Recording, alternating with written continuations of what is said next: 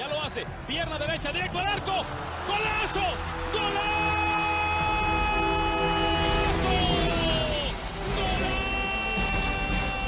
The world of football with a soccer perspective. This is Soccer Today with Duane, Rollins and Kevin Laramee, live on the Sports Podcasting Network. And good day, good night. Welcome to Soccer Today for October 5th, 2017.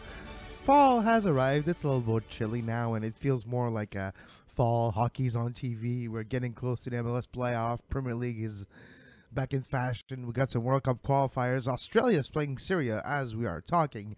Duane, how's it going? It's going well. Interested in that Australia-Syria game for sure. Well, the series, obviously. Interesting one that could, well have ramifications within CONCACAF, could have ramifications for the United States of America right now, as we talked about yesterday briefly on yesterday's show in terms of what the U.S.'s chances are. And really it comes down to today. So big, or tomorrow, I should say, a big day for the Americans in that particular qualifying campaign. But as a Torontonian today, Kevin, I am doing what every Torontonian is by birthright has to do, even though I'm more of a Capitals fan. I am, in fact, planning the parade route because of the Leafs' glorious 7-2 victory in the opening game of the season yesterday.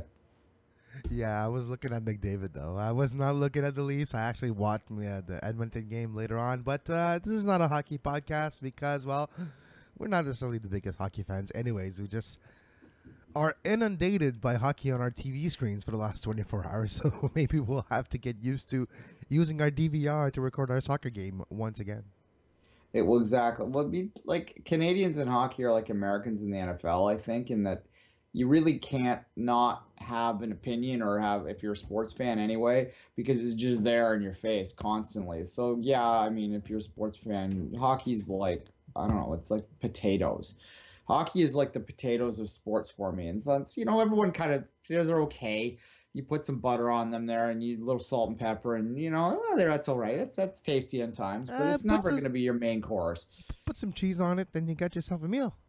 Well, there you go. Well, for some people, that's all they eat is potatoes. You can fry them, you can bake them, you can mash them, whatever. But for many other of us, we like to put like something a little spicier around the outside, like a little like Thai or Mexican or Indian around there. So something a little different. And Mexican, I'm partial to the Mexican on there. So yeah, some of us are a little more worldly in our views, is what I'm saying. Now you're making me hungry, and I'm actually craving huevos ranchos. Probably my favorite breakfast I've ever had. Anything Mexican is good with me. There's a nice little Mexican place around the corner from me. Maybe I'll do that. But I've been big in the falafels lately. But this isn't a food podcast. Oh, Duane, I've been to Nova Scotia lately. I like the donair. Come on, you gotta try donair. All right, enough about food. Let's talk about football. And there's an article on The Guardian last few days that are talking about Liam Miller, a Canadian prodigy in the Liverpool U18 and actually signed a professional contract with Liverpool. But we know more now about Liam Miller. Last year, if you remember, his name came out a little bit of the woodwork, and when he got signed, like, oh wow, a young Canadian kid signed a professional contract with Liverpool. What can you tell us about Liam Miller? Real quickly, actually, the Guardian's a different article you're thinking of. Sorry about that, Kevin. Confusion in my lineup sheet that I sent you. It's actually on This Is Anfield, which is a very massive. Very massive. I sound like Donald Trump. Very massive Liverpool site out there. It's a fine site. It's a very fine site with very fine people. Yes. It's not sad. It's the opposite of sad. Unsad. All right. Back on track here, though. Millar is a Millar, I should say. It's an A at the end, not an E. So Liam Millar is he's a forward. He's an attacking player that really came through the Fulham youth services. He went over there when he was 15 or 16 years old. Was just a massive success at the Fulham youth setup, but that was playing at kind of a lower level. So there was an opportunity for him to go to Liverpool last year, and he went on a free transfer, and he made a massive debut, scored a hat-trick in the first game, which of course gets Voyageurs' lips a-flapping. But then he kind of slowed down a little bit. He suffered an injury, a little bit of crisis of confidence as well. If you read the article from today, and I tweeted it out earlier, so you can track that back out. It's on Reddit too. Duane, he's Canadian after all. What do you expect? You put the Canadian kid in the Liverpool kit and put him in the academy? Yeah, he is at some point going to have a lack of confidence. It's not his fault. It's because he's too nice. Well, in many ways, when you read it, what he says is that, kid, and this is like an old story here that we've heard many times before. He said, in Canada, I was always the best player by far. I had to get used to the fact that I wasn't the best player here, and that threw me a little bit. So I kind of get that. Is that a crisis of confidence, or is it? No, it's the realization that you need to work more. It's the realization that you can't coast on your skills. You can't just ride the coattails of your own talent in England. Yeah, no, precisely. And, they wrote that as like a lack of confidence or something. And I didn't really read it as much that way, but certainly it's something that made him probably sit up and notice. And if we remember him in the World Cup qualifying, Youth World Cup qualifying that he participated in, and this is something that I will say this, although apparently he does have Irish background enough that he could potentially represent Ireland in international. If you want to get your knickers tied up into 16 knots Voyageurs out there, that is a possibility. But he's already represented Canada at the youth levels, and apparently his father is like a scarf carrying Voyageur. So it seems unlikely now, and we're actually entering the generation that there might be kids of Voyageurs out there that are in the youth setups, and that's kind of an interesting thing because we were never really old enough to have that situation prior to the last couple of years. So we'll know them. Imagine the day when we have Canadian international players that we actually grew up hanging out with their father at the pub. That will be quite special. Exactly. So apparently the Voyageurs might be playing their role now nowadays. So it seems like he probably will rep Canada if and when he's good enough. And that's really the case here. Like, this is an exciting prospect in the sense that, he's scoring hat tricks in the under 18 Liverpool setup. So he's at Liverpool, which is a big name and an exciting name for people to think about. But I think that we have to always check ourselves a little bit, pump the brakes just a little tiny bit when we're talking about this. We can be excited. I don't think it's wrong to not, if you're a prospect geek, and a lot of people out there, particularly Voyageurs, that's all we've had for years, right, is prospects. It's all we were. That's what we were. We were prospect analyzers. Yes, exactly. Look at this. So it's okay to be a little bit excited about good, positive-looking prospects out there, but you do have to pump the brakes a bit because the turnover from under 18 standouts into full first team players, even forget stars, first team players is minimal. You're looking at maybe if a good academy produces one first team player a year, right? So it's not necessarily something that you need to get too jumped up about. Although that said, he is consistently scoring. He's playing under Stephen Gerrard is his coach right now, which has to be a thrill for a Canadian kid. I don't know whether Gerrard's necessarily the most experienced coach out there, but certainly his playing experience and as an influential player is something that I think that anyone could gain from. So that's something to be excited about. And the fact that Jurgen Klopp is a guy that has shown a willingness to throw young players into the mix pretty quickly. That said, at his age right now, which he's coming on to 18, you look at the true stars that come through, they're already breaking through to top clubs at that point. You even look at his countrymate in terms of Alphonso Davies, which we'll talk about in a minute, because he also was on a list yesterday. Well, to be fair, if Liam Miller wasn't in MLS Academy, he might have already had a few caps with the first team. Yeah, maybe. It's hard to tell. And that's, I think, the thing that really makes it difficult to really get too... I don't know. I say pump the brakes for the third time here. It's sort of where I'm at with this kid because, again, you see that Liverpool, and that's a bright neon sign that's flashing, right? Liverpool, Liverpool, Liverpool, Liverpool.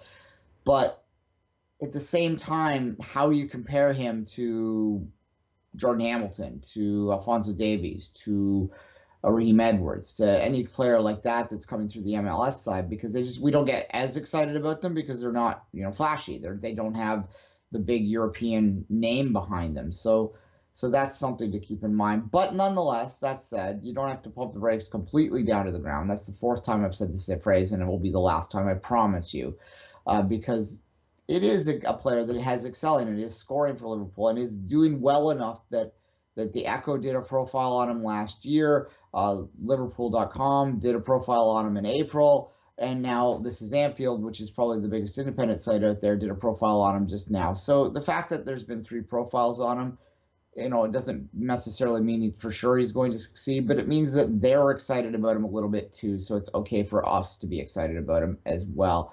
Yeah. But a good day for prospects overall, Kevin, because Alphonso Davies, and this one's kind of the Guardian since 2014 has done a next generation series each year where it lists. Used to be the top 40. Now they so basically it's their version of the 24 under 24, but with like correlating age group, like we were talking about last week, like maybe the top under 20 or something. Yeah, well, they don't put a label on terms of it's more under 20s.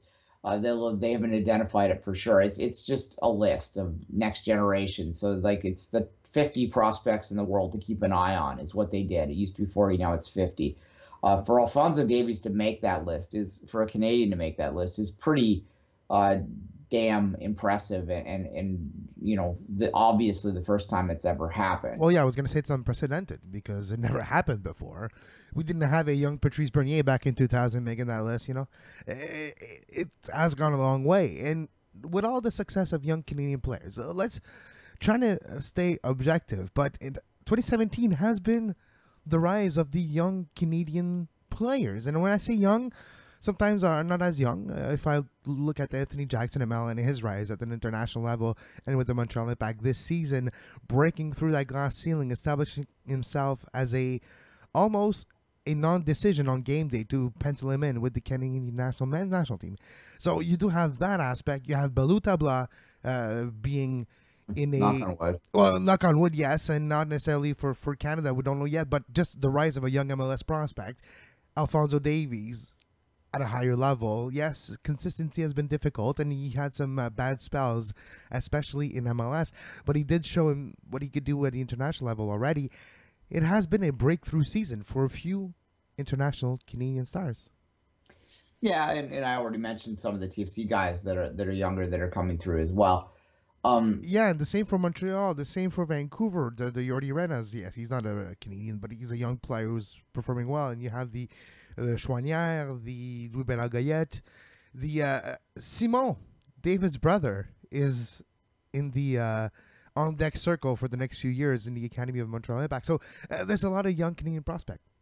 Yeah, and for years we've been talking about the the raw potential of certain parts of this country. Just you see it in the U.S. and I think Canada and the U.S. have a lot in common in terms of both their faults and their strengths. The U.S. is just a little further ahead in terms of the infrastructure, right? So, and now that Canada's kind of catching up in the infrastructure, I think we're seeing the major metropolitan areas at least, and obviously we're still lagging way behind outside them. Occasionally we find some gems out there, but by and large, they usually have to be dragged into one of the 3 metro areas, which is, again, why the Canadian Premier League is so important for them to establish professional academies at that level. Well, it's the detection, right? The detection of talent. We talked about this a few years ago, 2 Solitudes, and how it was a bit difficult for regional soccer association, provincial soccer association, and national elite programs to identify those blue chip prospects and funnel them into the right system where they can play together, test each other, and grow together and become best players.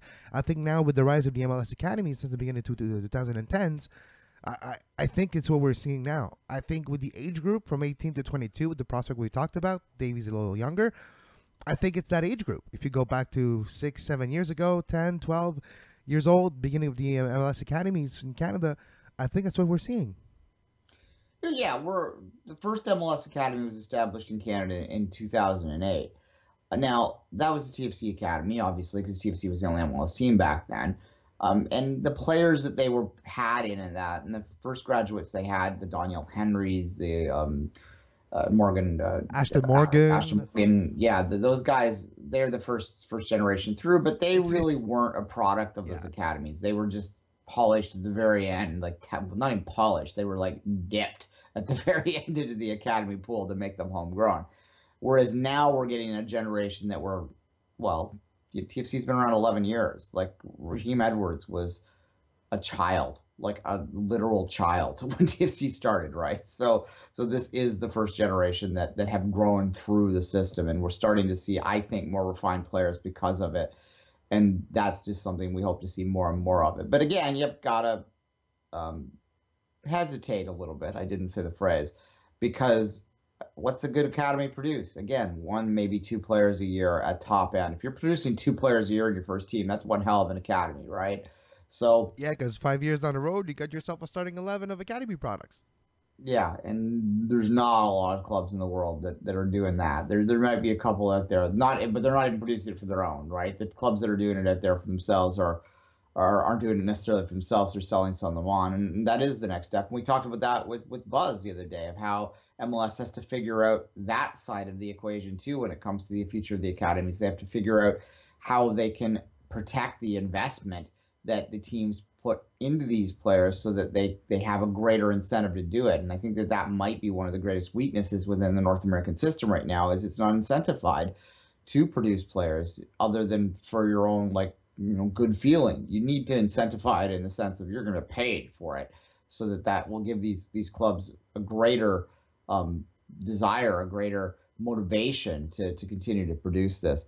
Real quickly on the Davies and the Next Generation series, I went back and I tracked the 2014 list, which was 40 players, and found that 13 of those 40 players that were on the Next Generation list were starting regularly for top 5 league, like, French league, English, League, Spanish, Bundesliga, yeah. the Big 5. They were starting for a team in the Big 5 league. Oh, wow. So that, I think that if 13 of 40 doesn't sound that particular great. It was probably up to about 20 of 40, about half of them were starting regularly somewhere. So that's not bad, though, because that's just 3 years ago. And yeah. if you go into, that's not bad at all. Yeah, it's half full or half empty, depending on it. There's only about 1 or 2 that were total busts, right? So if you're put on that list, these guys, they put some thought into it because their reputation, the people that are developing this is at line. So I wouldn't, again, completely dismiss this. I wouldn't completely go, we can't. Like, I think the Canadian instinct is to look for the most negative possible outcome. But the most positive outcome is on that list, there were 4 or 5 guys that were not only starting for Big 5 league teams, they were excelling for Big 5 league teams. A couple of Dortmund players in there. It was pretty interesting to look back on. Was Pulisic on that list a few years ago? No, he wasn't. So not even him. Well, that tells you a little bit of something. But yeah, it does go as well with the profile of the player, right? And the fact that Alphonso Davies does have a pretty big profile in Canada, and the fact that he's been talked about in Major League Soccer circles, and there's a lot of attention on Major League Soccer. We might not feel that way because we're here, but there is a lot of attention across the world on MLS. So I wouldn't be surprised at the fact that Davies got a high profile with international experience mixed with some club experience with a very young age and a good personality. I'm not surprised he's on the list. Well, winning the Golden Boot probably helped too. Best young player at the CONCACAF Gold Cup. I mean, that is Confederation Championship. Davies, I don't know what is the next. I know the cops are treating him really with kid gloves this year, and I guess that's okay, but I really hope to see him regularly starting next year at some point.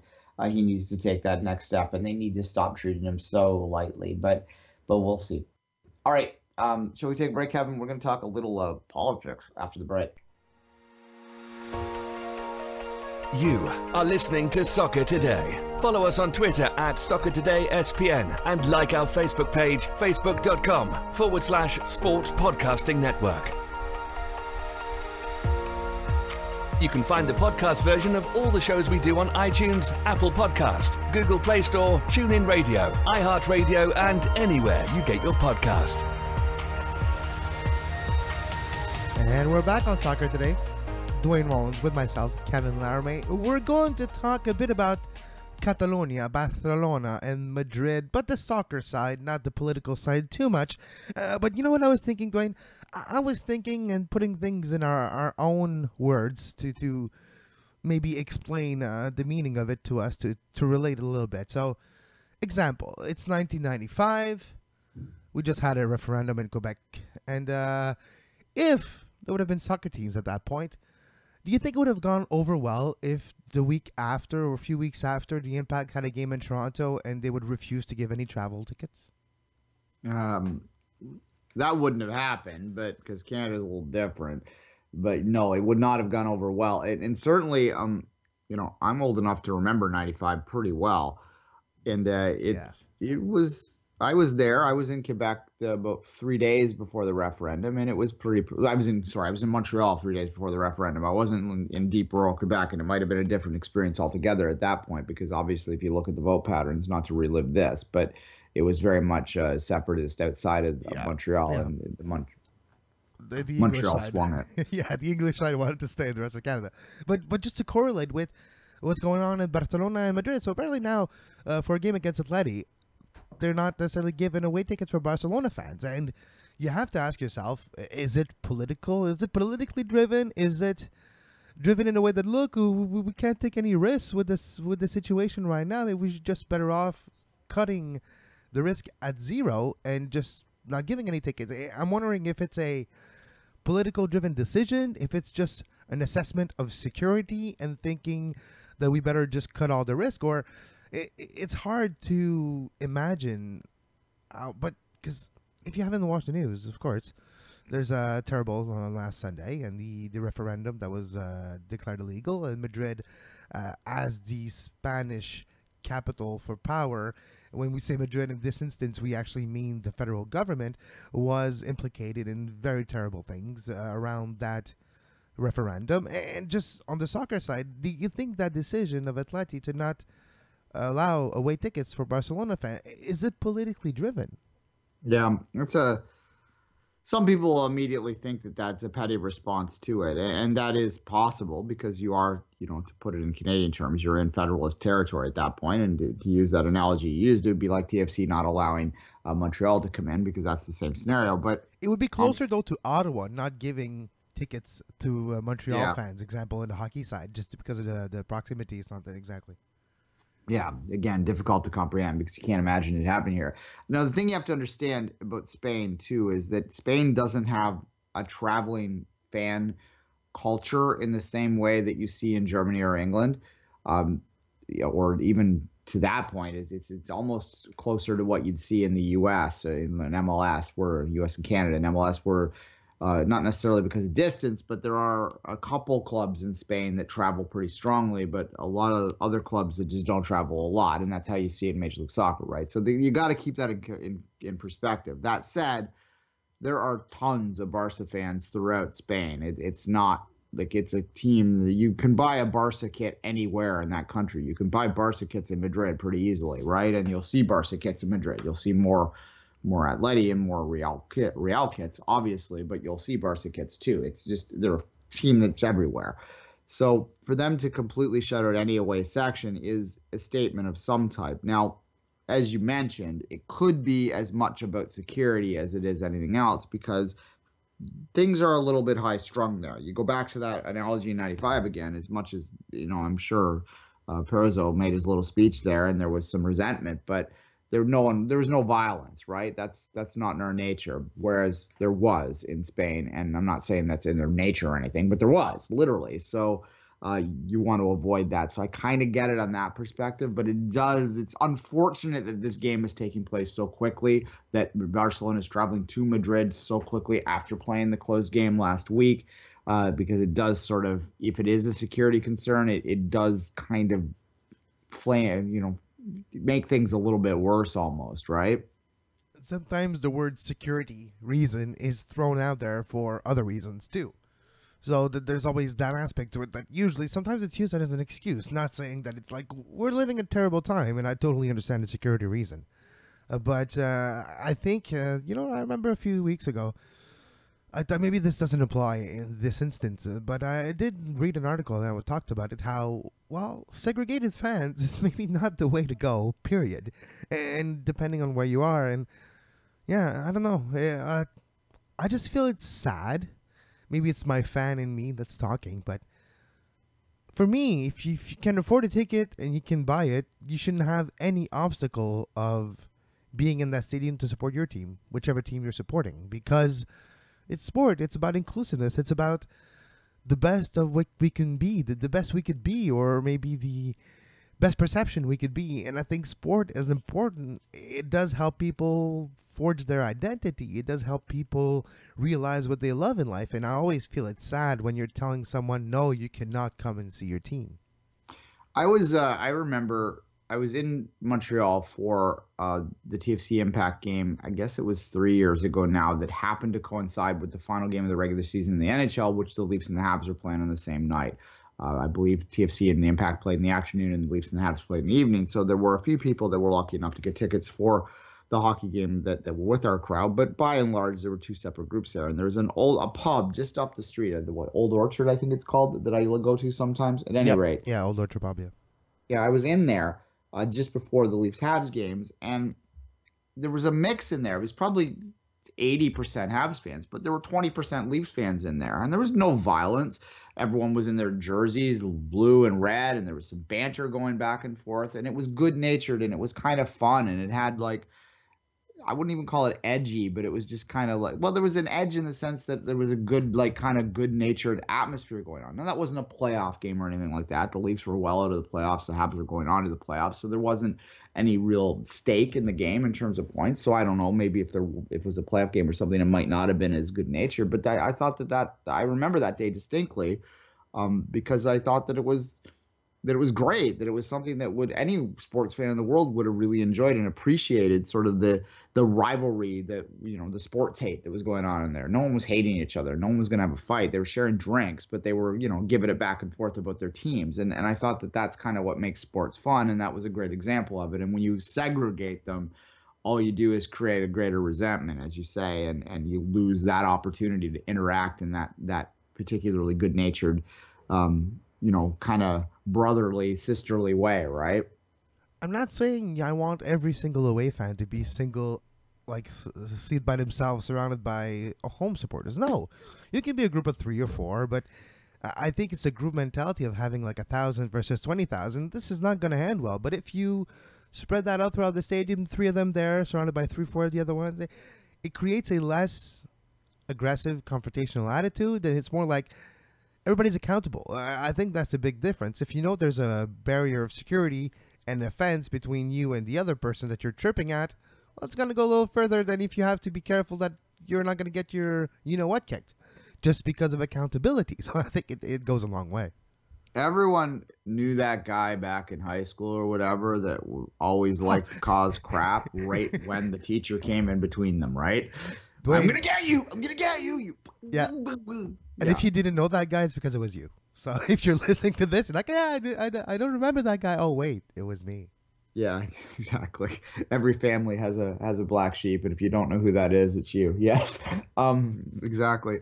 No, the point being, if that person was left on his own devices, the idiot in high school that used to like try and start fights when the teacher was standing between him and the other guy that he was trying to fight, and I say him in this case because it was probably a him. If that person, the teacher wasn't there, they weren't trying to start the fight. That's what you're kind of saying here, and maybe they might have learned to get along a little bit better. So that is unfortunate. But in terms of the Barca stuff there, it's an interesting. This isn't going to end anytime soon because obviously the overarching issue is not going to end anytime soon. Catalonia has desired independence for a long time, probably as much as any sort of area like that. Spain is very much like Canada in the sense that it is a federalist sort of setup, and there are very distinct regions, as anyone who knows any and Spanish history knows. The way it became the way it is, it wasn't just like with agreements like it was in Canada in 1867. It was a little bit more forced, a little bit more like winning the wars, and a little bit more monarchy driven. So now the history of the Spanish nations, because it's more than one nation, the history of the Spanish government, country, monarchy before, and the way they handled other nations, the way they conquered other nations, the way they conquistadors, right?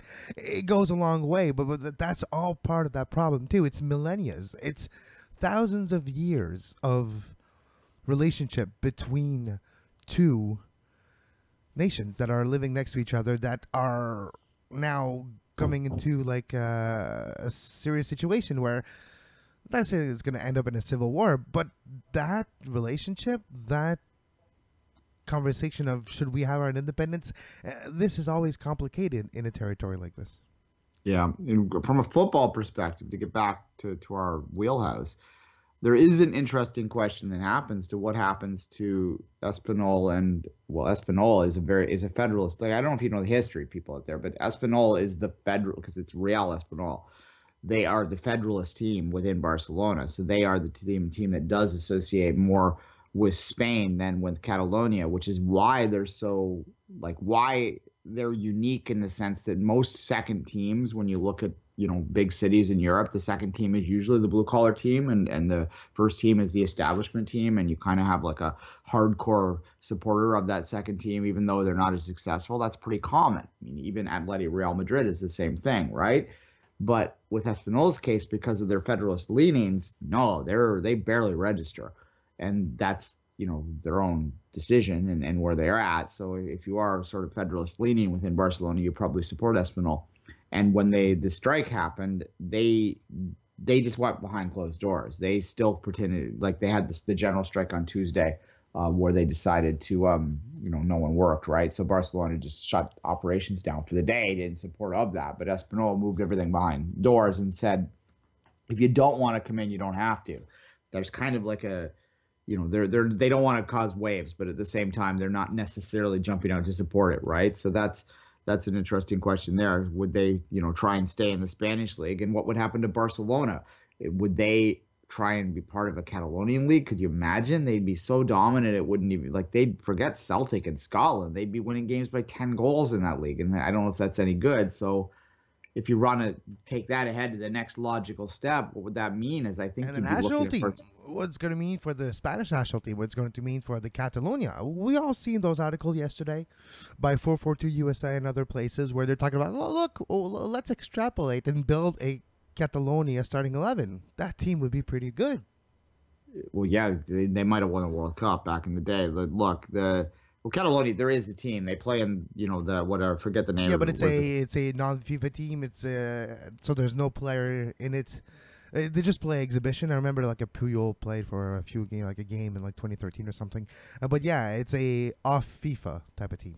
Yeah, they have it's every 4 years. They have, just like the World Cup, they have a competition between the non-FIFA nation states. Obviously not sanctioned by FIFA. So at any rate, and they participate in that, and they're obviously the best team. But like Barca itself, from a club perspective, they'd have to. I can't imagine them trying to stay in the Spanish league. They call it that. They call it the Spanish league. They don't call it La Liga in Catalonia. They call it the Spanish league. So nonetheless, as opposed to the league. Would they try and go to France? Would they try and go to, which is where they're closest to? So there might be some logic there. And there is, Monaco's obviously in the French league already. So there might be a little bit of something there.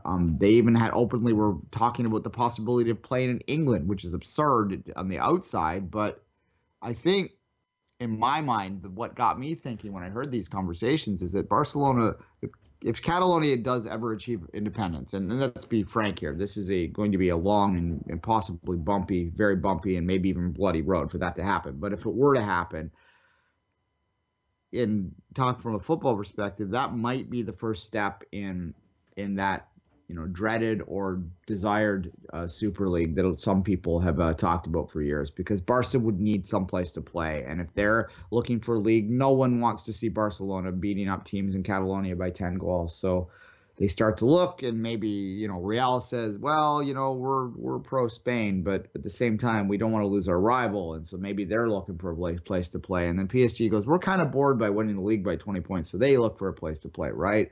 And then suddenly the pieces start to fall, and maybe the resistance. And Chelsea, tired of winning the league every year, is moving on, right? Sure. At any rate, so yeah, we'll see what happens. There's a great resistance to it because of the fear of what it would do to the national leagues, and I get that. I get that a great deal, and I love the English league, and I'd hate to see the Premier League broken up in that way. But maybe there's a way you could create a league where there was some form of.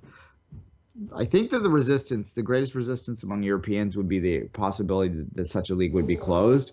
If you created a situation where a Super League, and we're way in the weeds now, so we might as well keep going. If you created a situation where a Super League had some level of promotion and relegation into it and out to it, I don't know how the hell that works, because you have multiple leagues, but if you could figure something out, basically Champions League spot, but then you take 3-4 teams out of every league in the world. I don't know. It would be difficult to I think if you want to make a promotion level, it has to be maybe in the way that the Mexican League is, that it's like prorated over multiple seasons. It's about percentages of win and stuff. And maybe if you put that in, maybe it's easier to make a team go in or go out. But yeah, it is going to be difficult to make it a truly open or closed system.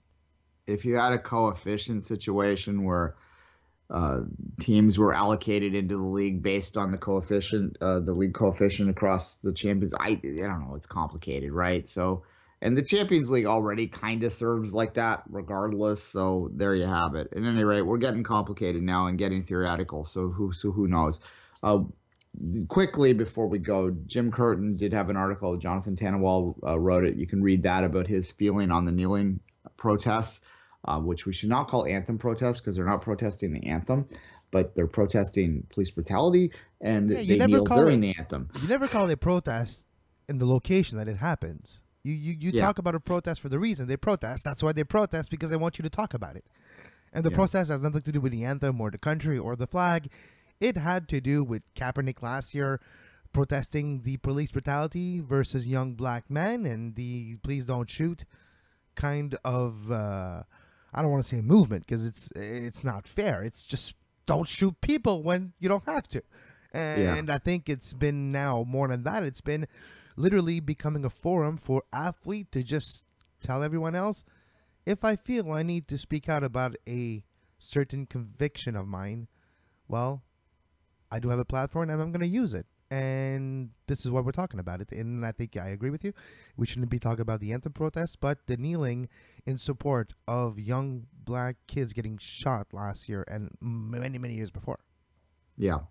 And regardless of whether you believe that there's a real situation there, and I'll be upfront, I do. But if you don't, then that's your choice. I think that if you believe in the concept of what America was founded on, and it is one of the greatest things that has ever happened in the world, with the creation of the United States, the freedoms that are associated with that.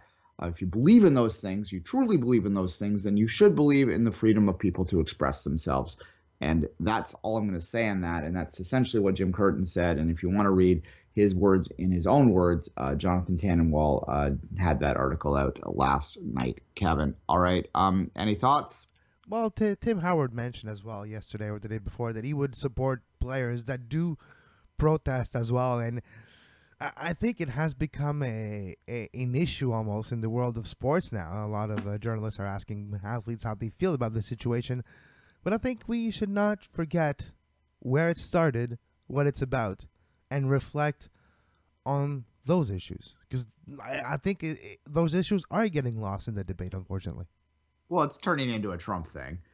And, I mean, it's hard for us as being outsiders to look at what's happening in the United States right now and not just shake our heads, because it doesn't make any sense from an outside perspective. You look at two sides that all they do is scream at each other and no one listens. And that's my great, evaluation of the current state of American politics is you've got two people screaming at each other and no one's hearing anything that anyone's saying because they're just screaming at each other. And I think that that's a problem, but nonetheless, we'll talk about this. Like I said, real quickly, though, the only other thought I've had is what would happen up here. And we haven't seen any of them in Canada, and I think it's possibly because I don't think they know what to do with the Canadian anthem.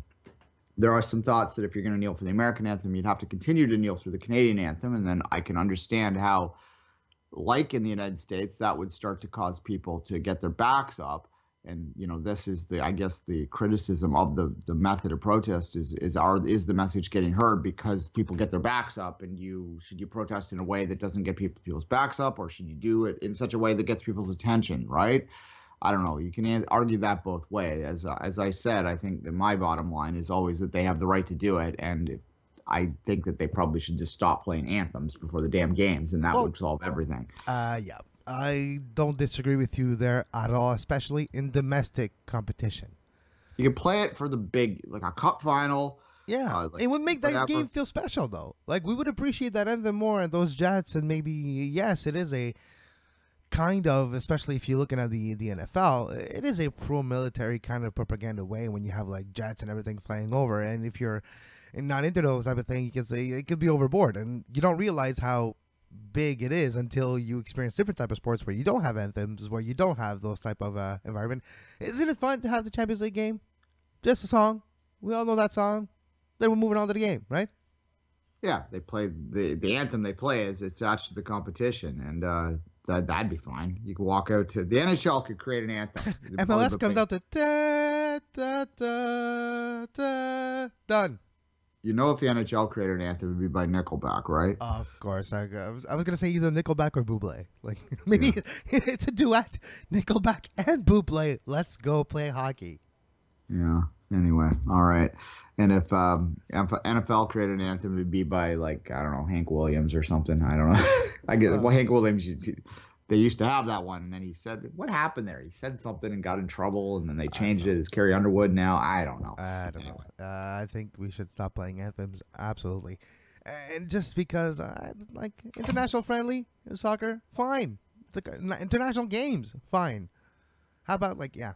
Anyways, it is a debate. It's not going to end today, and this will continue to have ramification in every other sport.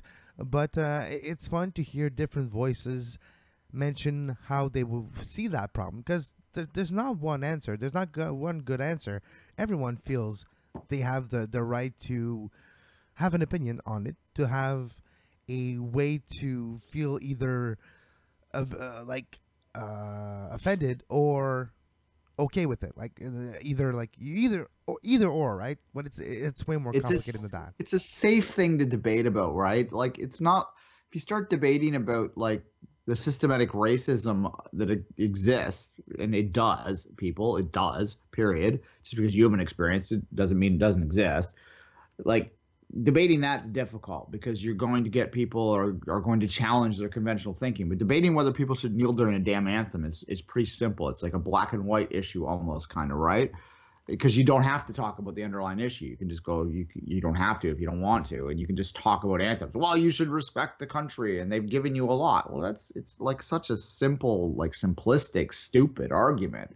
But it's really easy to have, and it's not threatening to hold a position that you shouldn't kneel during the anthem because it's disrespectful, right? That doesn't make you hate black people or or think that police should be able to do what they want. It just means you don't want them to kneel during an anthem. It's simple to hold that position. Yeah, and one thing that I do realize later in life, as I grow older, not saying that at all, but just saying, nobody has the right to tell somebody else how to react and protest about a situation they don't agree with. It's not your prerogative to tell someone how to protest. It's like when you're asking for help. You need help, fine. You cannot always dictate how that help comes. You just need help. I think it's the same way here. If you protest, it's your right to choose how to protest as you see fit. And if laws are broken, that's your prerogative and you'll face the consequences. But it's kind of like your right to express your own anger, protest about a situation the way you see fit, and you shouldn't be told how to protest and if it's right or wrong. It should be about the issue that you are protesting on. Yeah. Final thought from my perspective. I don't believe in stick to sports at all, obviously. I do try in my personal feeds to keep my politics out of it as much as possible, because I do realize that most people follow me for my soccer opinions and soccer retweets and so on and so forth. But I am also a citizen and a human, so I am allowed to have an opinion, just like any journalist out there is and any athlete out there is. But I do agree that it would be nice to one day turn on Twitter and not have my feed 3/4 filled with U.S. politics. That would be something that would be wonderful, because it would mean that the world is stabilized again and we really can go back to our distractions. And we love our distractions. Exactly. Our distractions are what make us human, right? We love our distraction, and we want to still have a planet to use those distractions on. Like, we still want to have pitches to play soccer, which means we still need a planet, and we cannot blow this planet up. Exactly, yes. So it's all about soccer. It all comes back to soccer. Leave my soccer pitches alone. Okay, fair enough. Leave our soccer pitches alone. Hashtag. Okay, on that note, Kevin, you say goodbye. Follow Duane at 24th Minute and myself at Kev Laramee. And until tomorrow, as always, have a great soccer. You can find the podcast version of all the shows we do on iTunes, Apple Podcast, Google Play Store, TuneIn Radio, iHeartRadio, and anywhere you get your podcast.